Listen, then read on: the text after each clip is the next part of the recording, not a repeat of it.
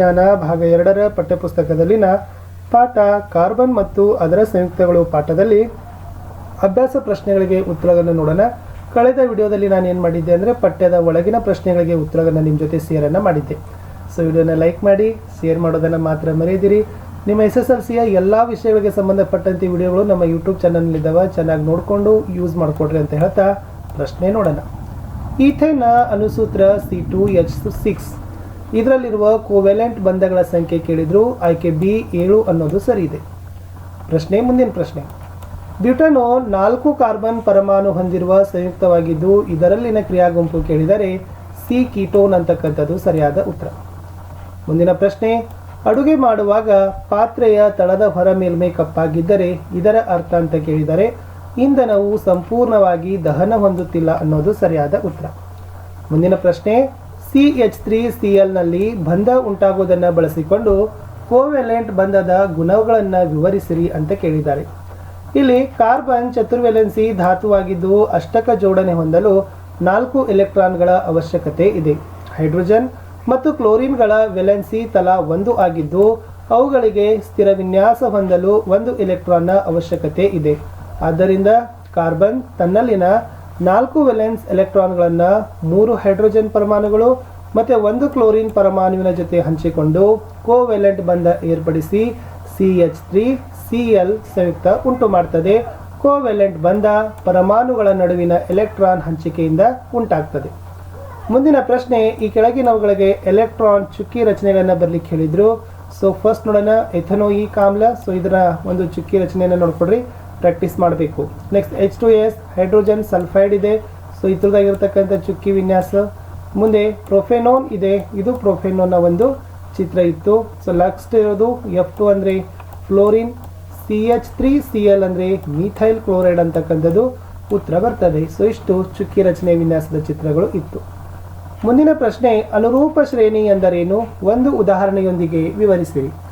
ಒಂದೇ ಕ್ರಿಯಾ ಗುಂಪು ಹೊಂದಿರುವ ಹಾಗೂ ಒಂದೇ ರೀತಿಯ ರಾಸಾಯನಿಕಗಳನ್ನು ಹೊಂದಿರುವ ಯಾವುದೇ 2 ಅನುಕ್ರಮ ಹೈಡ್ರೋಕಾರ್ಬನ್ ಸದಸ್ಯರ ನಡುವಿನ ವ್ಯತ್ಯಾಸ CH2 ಆಗಿರುವ ಶ್ರೇಣಿ.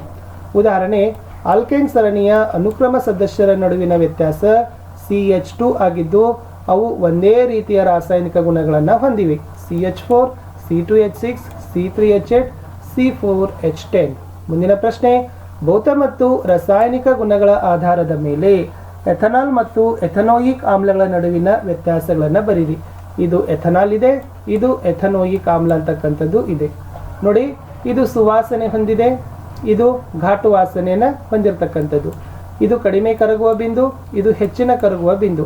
ಹವಾಮಾನದಲ್ಲಿ ಘನರೂಪ, ಇದು ಯಾವಾಗಲೂ ದ್ರವರೂಪ. ಇದು ಭೌತ ಗುಣ ಇತ್ತು. ಇನ್ನು ರಾಸಾಯನಿಕ ಗುಣಗಳಲ್ಲಿ ಪ್ರತ್ಯಾಮ್ಲದೊಂದಿಗೆ ವರ್ತಿಸೋದಿಲ್ಲ, ಪ್ರತ್ಯಾಮ್ಲದೊಂದಿಗೆ ವರ್ತಿಸ್ತದೆ, ಲವಣ ನೀರು ಉಂಟು ಮಾಡ್ತದೆ. ಕಾರ್ಬೋನೇಟ್ ಮತ್ತು ಹೈಡ್ರೋಜನ್ ಕಾರ್ಬೋನೇಟ್ನೊಂದಿಗೆ ವರ್ತಿಸೋದಿಲ್ಲ, ಇದು ಕಾರ್ಬೋನೇಟ್ ಮತ್ತು ಹೈಡ್ರೋಜನ್ ಕಾರ್ಬೋನೇಟ್ಗಳೊಂದಿಗೆ ವರ್ತಿಸ್ತದೆ, ಕಾರ್ಬನ್ ಡೈಆಕ್ಸೈಡ್ ಉಂಟನ್ನು ಮಾಡ್ತದೆ. ಮುಂದಿನ ಪ್ರಶ್ನೆ. ಸಾಬೂನನ್ನು ನೀರಿಗೆ ಹಾಕಿದಾಗ ಮಿಸೆಲ್ಗಳು ಏಕೆ ಉಂಟಾಗ್ತವೆ? ಎಥನಾಲ್ನಂಥ ಬೇರೆ ದ್ರಾವಕಗಳು ಮಿಸೆಲ್ಗಳು ಉಂಟಾಗುತ್ತವೆಯೇ? ಉತ್ತರ. ಈ ಸಾಬೂನನ್ನು ನೀರಿಗೆ ಹಾಕಿದಾಗ ಸಾಬೂನಿನಲ್ಲಿನ ಹೈಡ್ರೋಕಾರ್ಬನ್ ತುದಿ ಜಿಡ್ಡಿನೊಂದಿಗೆ ವರ್ತಿಸ್ತದೆ, ಮಿಸೈಲ್ಗಳನ್ನು ಉಂಟು ಮಾಡ್ತದೆ. ಆದರೆ ಎಥನಾಲ್ ದ್ರಾವಕದಲ್ಲಿ ಅಯಾನಿಕ್ ವಲ್ಲದ ತುದಿಗಳು ಮಾತ್ರ ಕಂಡುಬಂದು ಅಯಾನಿಕ್ ತುದಿಗಳು ಇಲ್ಲದೆ ಇರೋದ್ರಿಂದ ಮಿಸೈಲ್ಗಳು ಉಂಟಾಗೋದಿಲ್ಲ ಅಂತ ಬರಿಬೇಕು. ಮುಂದಿನ ಪ್ರಶ್ನೆ. ಕಾರ್ಬನ್ ಮತ್ತು ಅದರ ಸಂಯುಕ್ತಗಳನ್ನು ಹೆಚ್ಚಾಗಿ ಇಂಧನಗಳಾಗಿ ಉಪಯೋಗಿಸ್ತಾರೆ ಏಕೆ? ಉತ್ತರ. ಈ ಹೆಚ್ಚಿನ ಕಾರ್ಬನ್ ಸಂಯುಕ್ತಗಳು ಆಕ್ಸಿಜನ್ ಸಮ್ಮುಖದಲ್ಲಿ ಉರಿದಾಗ ಶಾಖ ಮತ್ತು ಬೆಳಕನ್ನು ಕೊಡ್ತದೆ. ಈ ಹೈಡ್ರೋಕಾರ್ಬನ್ ಸಂಯುಕ್ತಗಳಿಗೆ ಹೆಚ್ಚಿನ ಕ್ಯಾಲರಿ ಮೌಲ್ಯ ಇರ್ತದೆ. ಪರ್ಯಾಪ್ತ ಹೈಡ್ರೋಕಾರ್ಬನ್ಗಳು ಉರಿಸಿದಾಗ ಹೊಗೆ ರಹಿತ ಜ್ವಾಲೆ ಉಂಟು ಮಾಡ್ತದೆ. ಮುಂದಿನ ಪ್ರಶ್ನೆ. ಸಾಬೂನು ಗಡಸು ನೀರಿನೊಂದಿಗೆ ವರ್ತಿಸಿದಾಗ ಕಲ್ಮಶ ಉಂಟಾಗುವುದನ್ನು ವಿವರಿಸಿರಿ. ಅದರ ರಾಸಾಯನಿಕ ಸಮೀಕರಣ ಬರೀರಿ. ಇಲ್ಲಿ ಸಾಬೂನು ಅಂತಕ್ಕಂಥದ್ದು ಒಂದು ಉದ್ದ ಸರಪಳಿಯ ಕೊಬ್ಬಿನಾಮ್ಲದ ಸೋಡಿಯಂ ಅಥವಾ ಪೊಟ್ಯಾಸಿಯಂ ಲವಣ. ಈ ಗಡಸು ನೀರಿನಲ್ಲಿ ಕ್ಯಾಲ್ಸಿಯಂ ಮತ್ತು ಮೆಗ್ನೀಸಿಯಂ ಅಯಾನುಗಳು ಇರ್ತವೆ.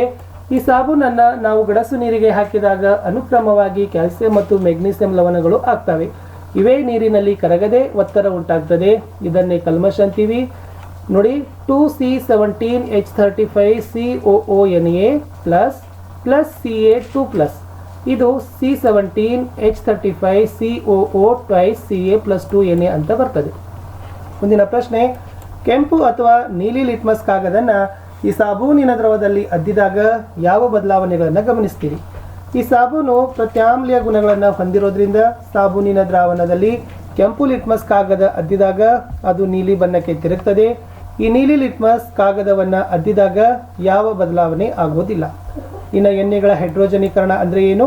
ಇದರ ಕೈಗಾರಿಕಾ ಅನ್ವಯಗಳು ಕೇಳಿದರೆ, ಈ ಪರ್ಯಾಪ್ತ ಎಣ್ಣೆಗಳಿಗೆ ಹೈಡ್ರೋಜನ್ ಸೇರಿಸಿ ಪರ್ಯಾಪ್ತ ಘನಕೊಬ್ಬುಗಳನ್ನಾಗಿ ಪರಿವರ್ತಿಸುವ ಕ್ರಿಯೆಯೇ ಹೈಡ್ರೋಜನೀಕರಣ.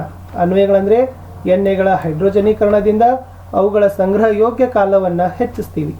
ಇನ್ನು ಕೆಳಗಿನ ಯಾವ ಹೈಡ್ರೋಕಾರ್ಬನ್ಗಳು ಸಂಕಲನ ಕ್ರಿಯೆಗೆ ಒಳಗಾಗ್ತವೆ? ಏಕೆ?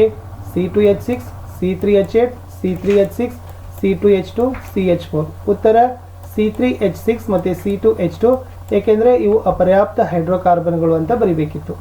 ಮುಂದಿನ ಪ್ರಶ್ನೆ, ಪರ್ಯಾಪ್ತ ಮತ್ತು ಅಪರ್ಯಾಪ್ತ ಹೈಡ್ರೋಕಾರ್ಬನ್ಗಳ ನಡುವಿನ ವ್ಯತ್ಯಾಸ ತಿಳಿಯಲು ಕೈಗೊಳ್ಳಬಹುದಾದ ಒಂದು ರಾಸಾಯನಿಕ ಪರೀಕ್ಷೆ ಬರೀರಿ ಅಂತ ಕೇಳಿದ್ದಾರೆ. ಇಲ್ಲಿ ಈ ಬ್ರೋಮಿನ್ ದ್ರಾವಣ ಪರೀಕ್ಷೆಯನ್ನು ಬಳಸಿ ನಾವು ಪರ್ಯಾಪ್ತ ಮತ್ತು ಅಪರ್ಯಾಪ್ತ ಹೈಡ್ರೋಕಾರ್ಬನ್ಗಳ ವ್ಯತ್ಯಾಸ ತಿಳಿತೀವಿ. ಈ ಪರ್ಯಾಪ್ತ ಹೈಡ್ರೋಕಾರ್ಬನ್ಗಳು ಬ್ರೋಮಿನ್ ದ್ರಾವಣದ ಬಣ್ಣ ಬದಲಾಯಿಸ್ತವೆ, ಆದರೆ ಅಪರ್ಯಾಪ್ತ ಹೈಡ್ರೋಕಾರ್ಬನ್ಗಳು ಬ್ರೋಮಿನ್ ದ್ರಾವಣದ ಬಣ್ಣ ಬದಲಾಯಿಸೋದಿಲ್ಲ. ಇನ್ನು ಸಾಬೂನನ್ನು ಸ್ವಚ್ಛಗೊಳಿಸುವ ಪ್ರಕ್ರಿಯೆಯನ್ನು ವಿವರಿಸಿರಿ. ಮೋಸ್ಟ್ ಇಂಪಾರ್ಟೆಂಟ್ ಅದ ಸಾಬೂನಿನ ಅಣುಗಳು ಉದ್ದ ಸರಪಳಿಯ ಕಾರ್ಬಾಕ್ಸಿಲಿಕ್ ಆಮ್ಲಗಳ ಸೋಡಿಯಂ ಅಥವಾ ಪೊಟ್ಯಾಸಿಯಂ ಲವಣ.